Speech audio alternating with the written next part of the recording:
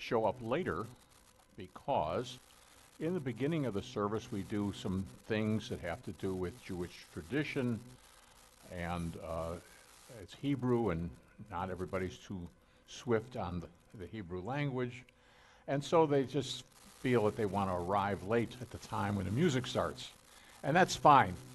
But meanwhile, I try to stall around so that it's encouraging for us to see more seats filled.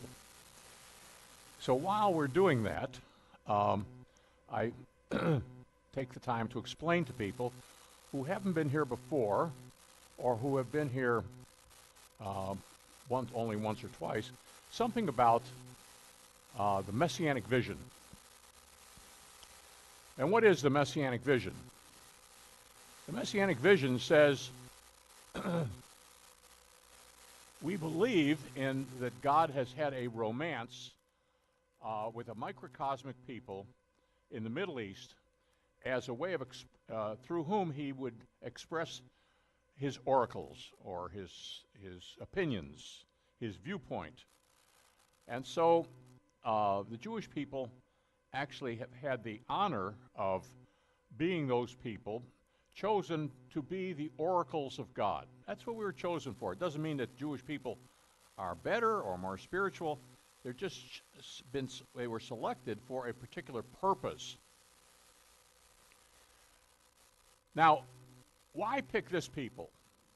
Well, this particular people seem to be, I guess maybe we exhibit a rigidity that has helped us to survive no matter what.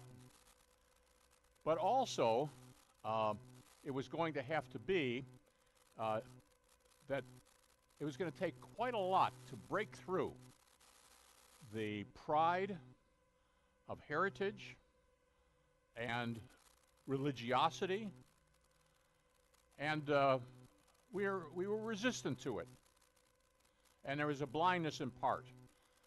And so, but God expressed that in the end it was his plan that the Jewish people would be in his fold and in his kingdom and restored to friendship with him. But how is it going to happen? Well, the Jewish people decided to bootstrap the operation, and for 2,000 years that has not worked. But the Christians, we're going to be able to take care of this because there are so many of us and we're sure of what we're doing. And so Christianity decided to strap this on, that we are going to see to it that the Jews get in the kingdom of God, whether you like it or not, you're coming in. Well, that didn't work either. Okay. Because God's plan was simple enough.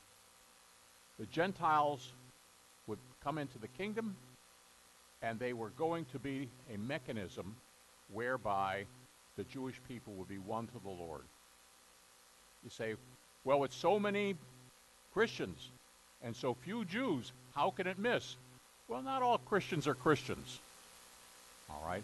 And not all of them get it, that there's an importance to the Jewish people getting it, because the Jewish people, the restoration of the Jewish people physically in Israel and spiritually to become alive, it was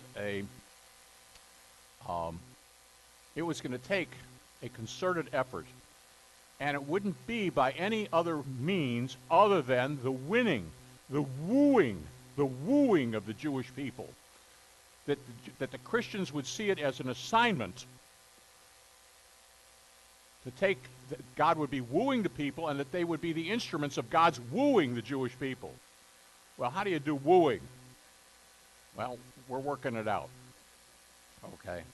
But in the meanwhile, we have increasingly been fused together, Jews and Gentiles, fused together in friendship, fused together in commonality of purpose towards a central biblical purpose, which is the restoration of Israel, both physically and spiritually. Now, that's what we're about, and that's the Messianic vision. We want to be a part of this great move of God that is happening in our generation. Hallelujah.